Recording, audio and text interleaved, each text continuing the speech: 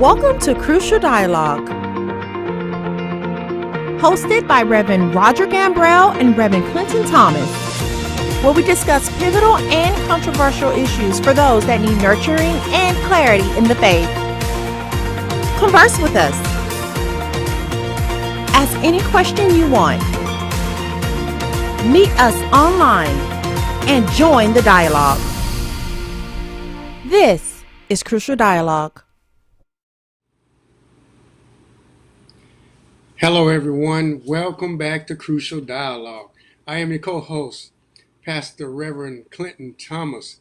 Glad to be with you again on another night as we discuss controversial and pivotal issues that need clarity in the faith.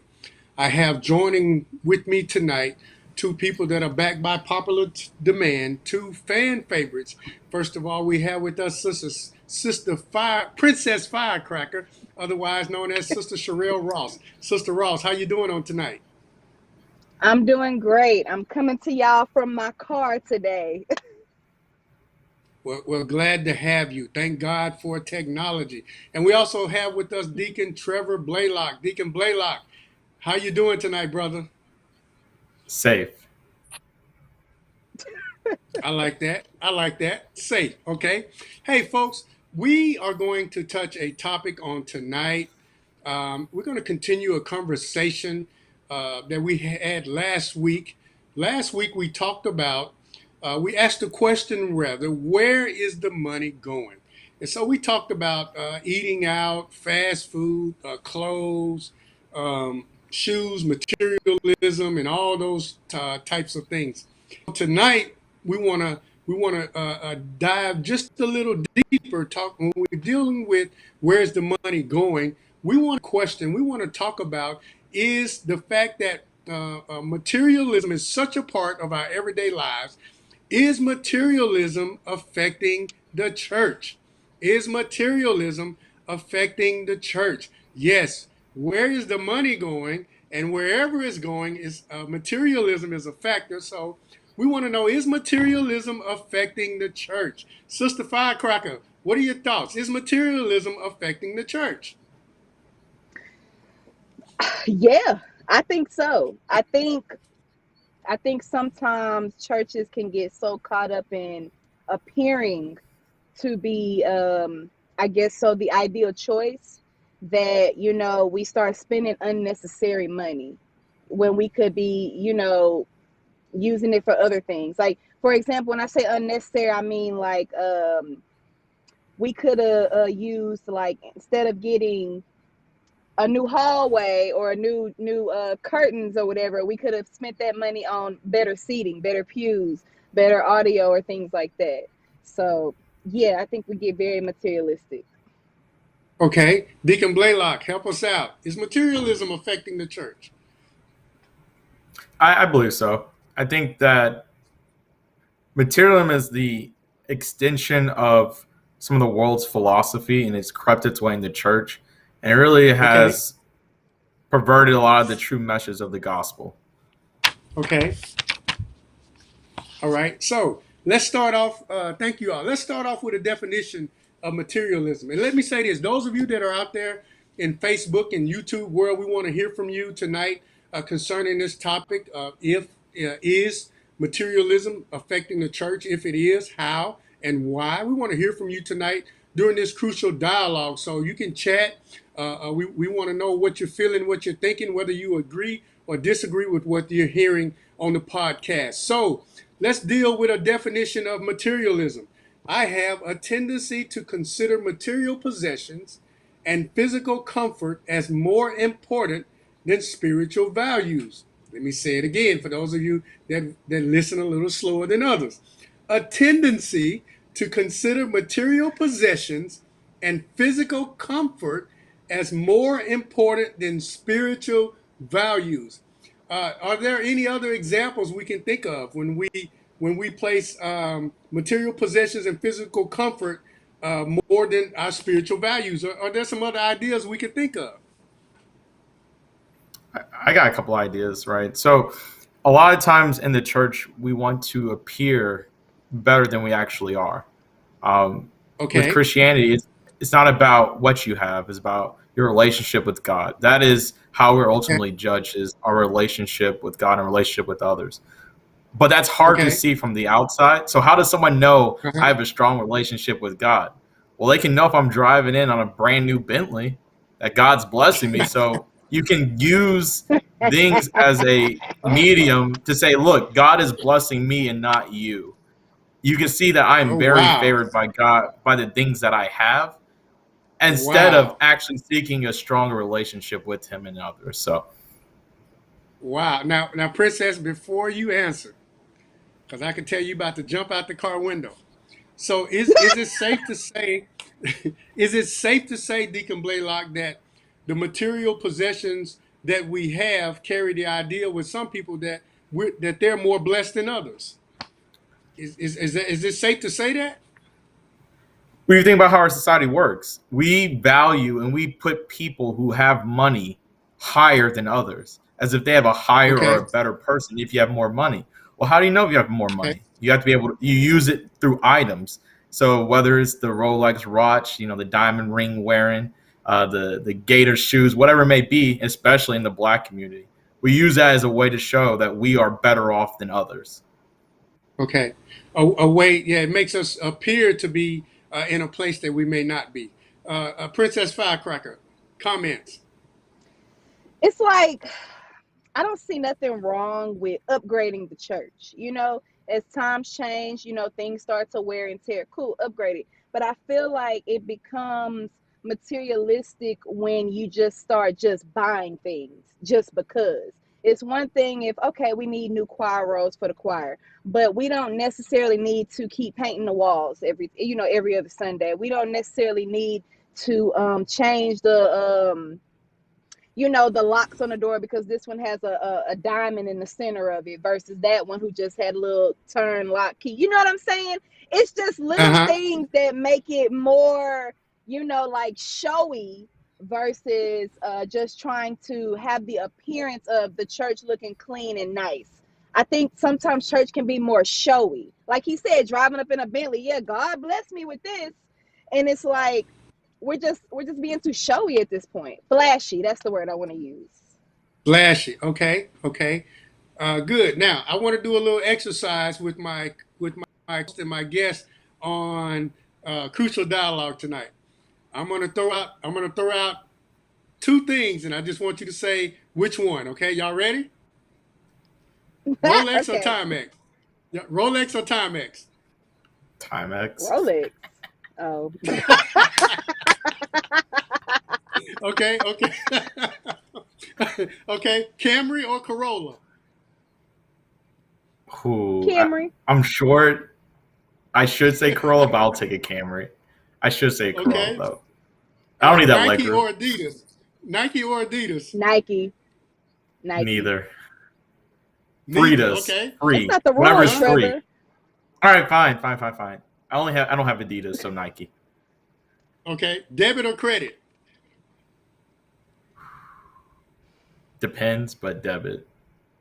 Okay. Yeah, I would Okay. say debit. Okay. All right. Now I'm about to step on some toes. Louis Vuitton or Michael Kors? Louis, because Michael Kors don't like black people. Is that the I don't know. reason? Neither of these people. Who are these people? Okay. All right, Princess Firecracker. Coach or Bill Bradley? I think this is an intervention for Sherelle. I'm not even being asked these. I feel like me saying I was a shopaholic last week, this is, my intervention.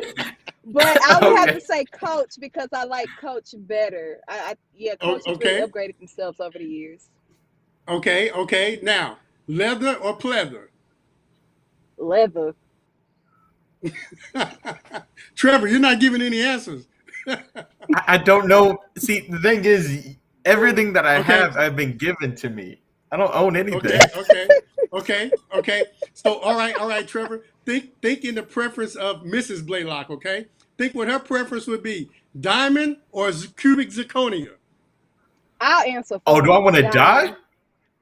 Diamond. Diamonds, plural, Huh? multiple. Multiple diamonds, not diamond, Several. ends. Okay, all right, great. Just wanted to have a little fun, but you see, there's some thought that goes into materialism.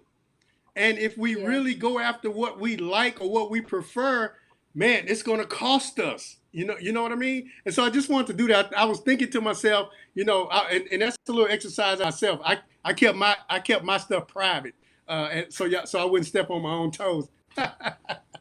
But so Well, I is do have something to materialism? say. Okay, go ahead, talk about it. Because one of the things you said debit or credit. I feel Uh like huh. when it comes to that, debit is living inside your means because you can only spend what's in your account. Okay. So credit is more so you got X amount of borrowed money. So you Okay. can either max it out, spend a little bit, but either way it goes, you have to pay that back. So Okay. with my debit card, I don't have to pay that back. Whenever my next Right. direct deposit or whenever I go to the bank again, that money will be put back in. But credit, I have a time limit. I got a month to get that money back in that account. And if I don't have it, guess what? My credit score then drops. I'm considered irresponsible. Ain't nobody gonna give me no more credit cards. I'm gonna be delinquent. Now I got 30, 60, 90 days on my credit report. So it's so Right. many Right. things. So you can't be materialistic with your credit card. However, with your debit, if you're responsible and pay all your bills first, then you can be like me and go shopping. Okay. And the reason I brought that up, Deacon Blaylock, someone, I won't call any names, said to ask you Ross versus Marshalls. Depending upon which day of the week, but Ross. Because Ross, their inventory be low a lot of times. All right. So Sister Firecracker, I like the point that you just made because oftentimes when it comes to giving to the church, we come up with a list of reasons why we can't give. Okay, and it's tied to materialism. And you made an excellent point talking about the difference between debit and credit. Okay, maybe materialism is affecting the church because we're tied up in so much credit. Okay, and we can't give back to God what is available because it appears that it's all tied up in debt.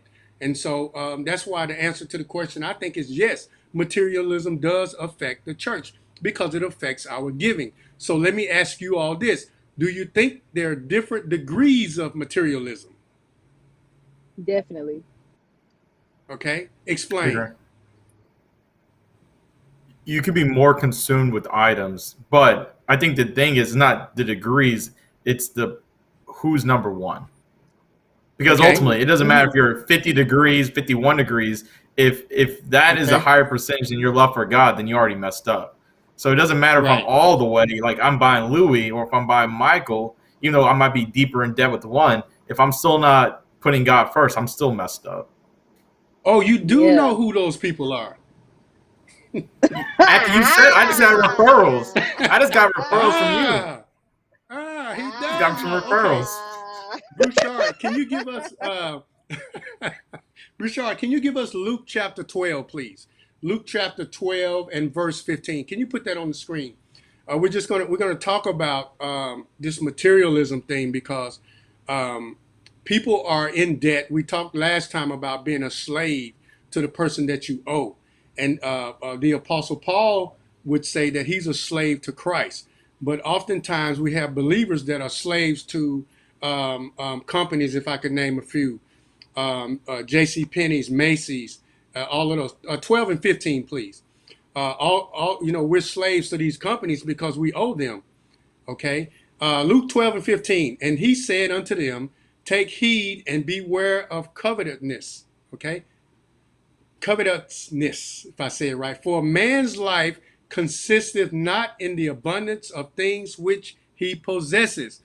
There it is again, talking about all of this stuff we have that makes us appear in somebody's eyes that doesn't have as much to appear to be blessed when we actually may not be. I remember hearing a preacher say a long time ago, as people we had more when we had less. The more stuff that we have, the more it gains our attention. The more stuff that we have, the more it displaces God from our lives. The more stuff that we have, the more attention we have to give it. You hear people say all the time, or sometimes talking about winning the lottery. Is winning the lottery, it can be detrimental if those funds are not handled correctly. Trevor, you smiled. What are you thinking when we talk about having all of this stuff? You're right. It just the way that the money in the kingdom of God has exponential growth, Uh-huh. materialism has is an extra exponential detriment to the Christian family, because it Okay. does grow and grow and grow, and it's an addiction. And the more Okay. debt you in, it doesn't get smaller or just over. You have to get more and more in debt just trying to get yourself out at sometimes. So it really is a problem, and without diagnosing and removing, it's really like a cancer. The way it grows in your body, and the way it grows in our spiritual life, Okay. and Okay. sucks out all the good stuff. So Can we back materialism. up a little bit? Oh, go ahead. So does materialism? Are you saying it sucks the life out of us? You think The you would like? All right, abundant so life. all right. Let's say a person wants a PlayStation 5. They do all these things to get a PlayStation 5 because they want to Uh huh. enjoy life, whatever. But then they have to work 15 jobs and they have to do all these different things. And it's like, well, all that for an item, and you think that's going to give you joy at the end of the day? And there's going to be a PlayStation 6 in a year or 2 years or 3 years. You're going to have to do the same thing over and over again. You're really slaving for Sony, and Sony doesn't care about you. They just want you to keep buying like a good old. I'm not saying an addict, but you act like an addict because I got to get some more Yeah. Sony. I got to get some more whatever it is. Yeah. I would agree. Well, Uh, I mean, I don't know because it depends. It depends because if I'm working real hard to buy this dress and I didn't worked out and I did what I had to do and I buy that dress and it fit, oh, I'm happy. I'm rejoicing. Thank you, God. But I think it also goes back to what you said, Trevor. Who are you doing it for? Who's number one? Because I've seen people at the checkout line praying to God that that they payment go through when they swipe. But it's like when you do things, when you buy things, you got to remember, what are you doing it for? So I think I agree with you on that one. okay. Well, and if we look at, I don't have any statistics in front of me, but I have read about the billions of dollars that Americans are in debt, and Christians fall under that category. A lot of Christians are in debt, and so in over their heads. And I've been wasteful with money. I've been the person in the line praying that the amount went through that I swiped on the credit card, or just praying that the person behind me would get put their attention to something else. So if it didn't go through, I wouldn't be as They won't embarrassed, see. But it was because I was wasteful with money. So Yeah. I understand that person being in that situation. But we're talking about how materialism affects the church. I believe it's in Luke chapter 6 where it talks about give and it shall be given unto you, good measure, pressed down, shaken together, running over. Okay, shall men give into your bosom? But do we believe the word of God as believers when it comes to giving back to the church? Okay, because we invest so much in material possessions, and we just said where Luke told us life doesn't consist in the abundance of things that a man possesses, but yet we want to possess more. So do we not understand biblical principles, or do we not trust biblical principles? Hey, look, we want to hear from you all out there in Facebook and YouTube world. Do you trust God when it comes to your finances, or are you in control? Do you give God what you owe, or do you give God simply what's left? Pastor Gambrell gave a great example at church yesterday. He said, if you have $100 million and you give $10 million to the church, do you brag because you have 90 million to do just as you please? And so I thought that was an excellent example. So we're talking about materialism. Is it affecting the church? How does it affect the church? All right. So that's where we are. So we'd love to hear from you out there. We haven't gotten any comments. If you're scared, just say you're scared, but don't be scared. Go ahead and put your comments out about materialism concerning God's. All right. Go ahead. Comments from the panel. Well, when you mention giving, I think it's not so much we don't trust the biblical principles. I think it's more so we don't trust the church. Because, for example, I think when we as members give, and we Okay. like to know where the money is going. You want to know where your Okay. money is going. That's with anything, any place that you give your money to. You want to know where it's going. And I think it may stray people away from giving when the money goes to um, wardrobe, cars, or personal vacations. Now, this is a little bit, it's kind of like Yeah, because I want to the know money should go into the, how do you no, go ahead, I'm what you said. sorry. How do you know where it's going though? How do you know the vacation or the clothes or whatever didn't just come from a thrift savings plan, a 401k or something? I don't know. Keep going. Well, yeah, but you got a good point. That's why I said it's kind of like it's really a touchy topic, if I'm being real, because if the church just gave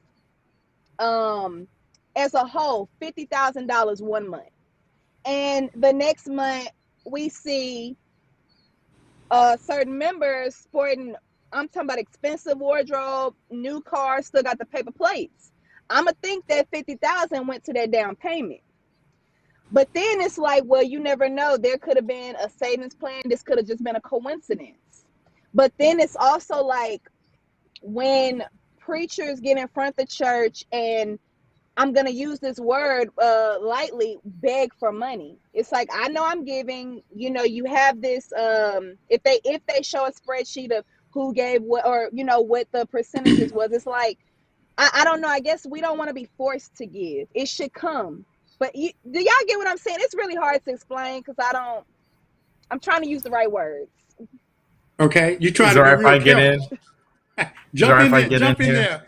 Come on, Deacon Blaylock. Jump in there. And we're still friends after this show, so I always want you to invite us over when you can.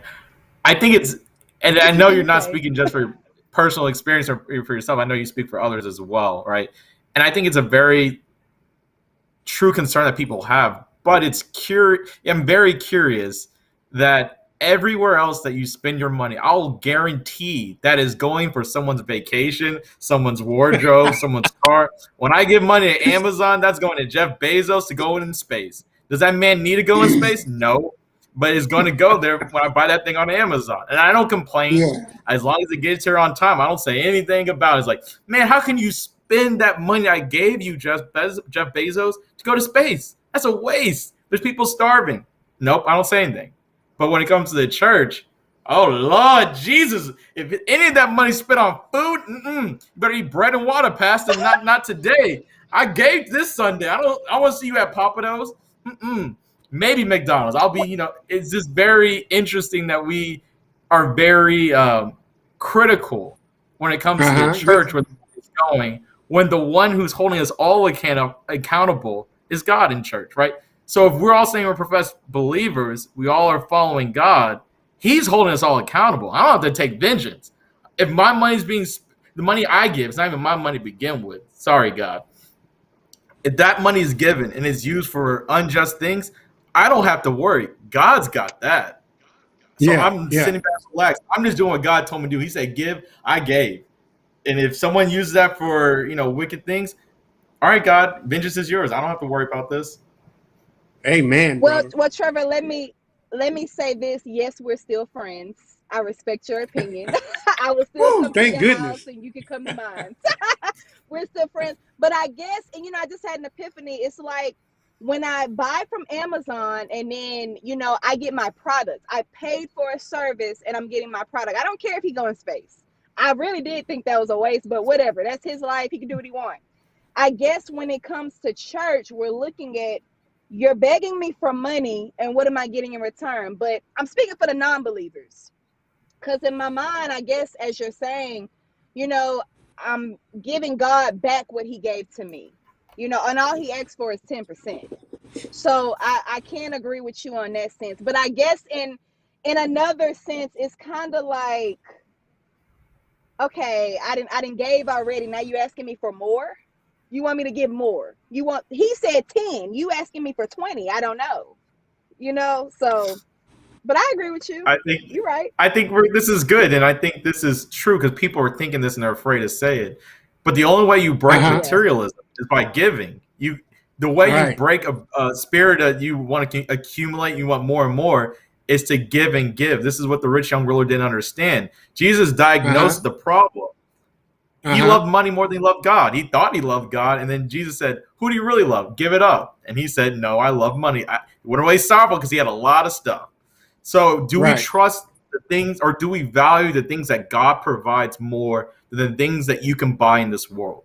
Do we think that the things of this world have more satisfaction in them than the things that God can actually provide us? Because I know what 1 Timothy 6:17 says. He gives us things richly to. If God gives it to you, you can truly enjoy it, as opposed to you buying something. You think it's enjoyable when you buy something, but when God gives it to you, so God gave me a wife, and I trust me. That's the greatest gift I got my whole life. So I trust Yeah. God with the Yeah. gift. So I don't need to buy it for myself. Okay, You know well, let me what? ask you this. Go ahead, Sherelle. Go ahead. This is good dialogue. Oh, Go okay. ahead. No, I just want to ask because I went to a church many years ago. I visited a church, and they had a guest speaker there. And after the guest speaker spoke, I believe that was the pastor that got up.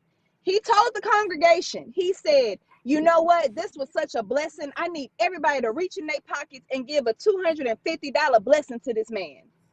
And I'm Woo! thinking in my mind, like, well, I was blessed, but I don't, how I got $250 to just reach in my pocket and grab? I feel like that's where giving ceases, because now you're telling me, first of all, you're telling me a certain amount to give. Like, it's one thing percentages, I can do percentages, but you giving me a dollar amount that I have to give. What if I don't have that? Now I'm singled out. What if I don't get up with that crowd? Are you going to side eye me because I'm still in the pew? It's things like that I feel like when it comes to giving, people side out of church, like, yeah, I don't know about this. It's like, now all That's, you want is my money. You're not trying to feed me. You just want my I think money. that's I don't have no legitimate, problem giving right? 250 to the church though. That's legitimate because I mean, not everybody who proclaims that they love God really loves God. So I mean, we're not called to Right. be fools either. We're not called to throw our pearls with the swine, all this other stuff. I think when I am approached with giving, I look and see Uh-huh. what is my true motivation for not to give. If I'm thinking Mm-hmm. for the things that I can get myself, then I already know the materialism is creeping in, and I need to nip it in the bud because it can get worse and worse. So whenever someone says give, all right, what is my true motivation not to give? Am I thinking about what I can get? Because guess what? I don't need anything else. Naked I came, naked I'll leave. I got all this stuff. The Lord's already blessed me Amen. more than I need. So what is the true Come on. motivation? Because I think we really need to analyze ourselves and see what is our true motivation not to give. And if we point our finger back at ourselves, then I think that answers your question. You probably should give in that instance. Yeah, if we look at our motivation, it's going to point towards materialism. Our little gods. I tell the teenagers in the youth ministry all the time that their phone is their little god, and I tell them the reason I know is because you give that phone your undivided attention, way more hours a day than you actually sleep. So that's got to be a god in your life. And so, interesting point, Sherelle, you were talking about in the church. People want to know where money is going. I think it's more so people want to see where money is going, because you could give people information, they won't be happy with that. They want to see a finished product. I think that's a problem. Yeah. And then you talk about as you were making your comment about the preacher that was trying to raise the offering and talking about however many people need to go in their pocket. I got a text from somebody that says they wonder how many preachers would we have if money was not involved. How many churches, Very I'm going few. to add churches, we have if money was not involved? Are we saying, why would you say very few? Let's talk about. Okay, well, let me just say this. I said very few preachers. Well, let's just put it together. No, let me start with churches. I'm sorry. We would have very few churches because, let's be real, the church is still a building. It has bills. You have to pay mortgage, rent, whatever the case may be. You got to keep the lights on. So if there's no Okay. money coming in, the church will cease to exist. Now, here's how you distinguish between someone who is called by God and doing God's work and someone who sees it as a cash card. Because it has been churches where they had very few members, and the pastor still got up every Sunday, preached like he was preaching to the multitude.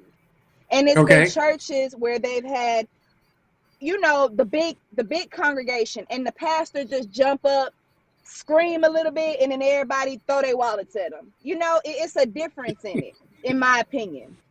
I don't want to hear you just shout, yeah, and God, woo, and all that, and throw your jacket in a circle. I don't want that. That ain't preaching to me. I can do that on stage. I want you to feed me. So yeah, I do think if money was not involved, we'll be able to separate those that's really doing God's work and those that's just trying to get that little check. Hey, that's called hooping. When you what you were Oh, describing excuse when you me. swing the jacket around, that's Hooping called and that's called hollering. that's called the hoop. Hey, Bouchard, there was a We have a comment lot up less there. Can that. you? Yeah, put that comment back up there. I want to read that um, from Sister Blaylock. I think it was. I think that was an interesting comment that was just on the screen. Great. Do not store up for yourselves treasures on earth where moth and rust destroy and where thieves break in and steal. And the verse goes on to say, where your treasure is, there your heart will be also. And she wrote, our society is too focused on material wealth and the church is being affected. I like that. I think that's a very good point that was made. It goes back to what we were talking about last week when we were talking about the dress code. And we understand the historical value in coming to God with your best, meaning your Sunday best. But I think somehow that has been blown out of proportion and it has become a fashion show of some sorts. And so we just have to be careful with that. But good dialogue, folks. I think you all are being very transparent, and I'm glad it's just the three of us on today. And I do hope that afterwards you all will remain friends and y'all can continue the fellowship. Okay. All right. So let's see. Before we close, did we address the different degrees of being of covetousness or greedy or materialism? Did we talk about that at all? I'm not Because sure. how much y'all know I like to ask the question to the panel. How much is too much?